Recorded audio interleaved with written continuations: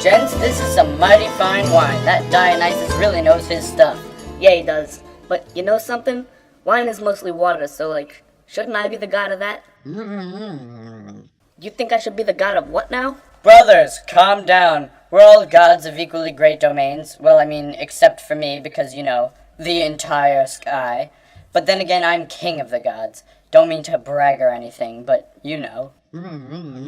Yeah, Zeus. Do explain. Well, think about how expansive the sky is. It's so huge, I had to divide it into layers just to keep it all straight. The first one, the troposphere, is just over 10 miles deep, and it's the smallest one. If you speak Greek, you know that's where all the air is mixed together to form weather systems, and that's where my lightning bolts come from. Next is the stratosphere, which extends 30 miles up. Yeah, is this going anywhere? Up! After the stratosphere is the mesosphere, which extends 56 miles up, and it's where some of the coldest temperatures in the world are. Then comes the thermosphere, which has such high temperatures, but so little air, that it doesn't even feel hot. Of course we're still on Earth. The thermosphere ends about 300 miles above the crust. After that is the exosphere, which is the rest of the atmosphere, and it includes everything affected by the Earth's gravity. That's so far away, it's practically out of this world. Get real. 3/4 of the world are covered in water. That's what's important. Well, Poseidon, what would the ocean be without the waves? The ocean's tide is controlled by the gravitational pull of the moon, which is in the sky. Moon isn't even in your domain, it's Artemis's. Anyhow, as I was saying, life on Earth could not exist without water. Half of all the beings live completely underwater, and the ocean hasn't even been completely discovered. I mean, by people anyway. I've been around the whole thing. Why so secretive? Okay, the deepest point in the ocean is almost 7 miles deep. That's nearly as deep as your troposphere, buddy.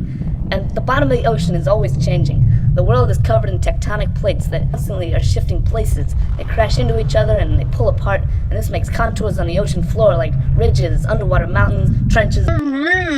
Hades, calm down. We can't understand a word you're saying. Well, why didn't you say so before? Anyway, Poseidon, what do you think those tectonic plates rest on? Here we go. Let me guess. The underworld full of all the dead souls of the past.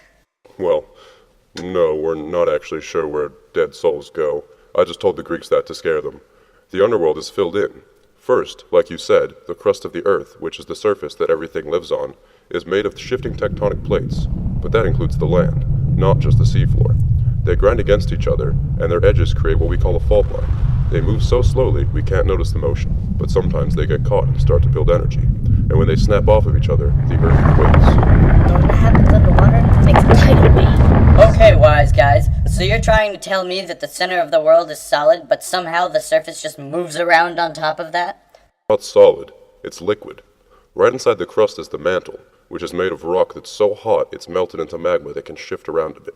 The magma sometimes escapes through fault lines or other areas as lava, forming volcanoes. Volcanoes? Like Vesuvius? Yeah, but that's in Italy, so I usually leave that to Pluto. It's just more convenient.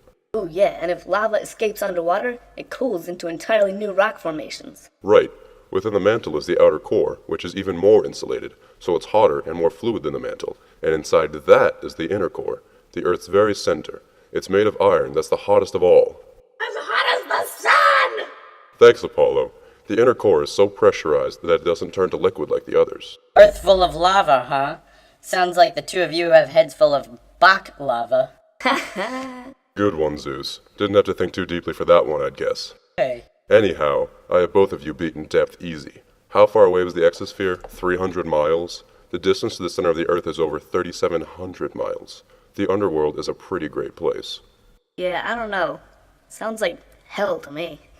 You just don't appreciate the finer things, like hot springs or a nice trip to the sauna. Here we go again. Give me some nice Mediterranean humidity, that's all the heat I need. Yeah, you know what you got to thank for that? Seaside temperatures, my man. Hey, speaking of places grapes can grow, how about a refill? If I were in charge of this, picture it.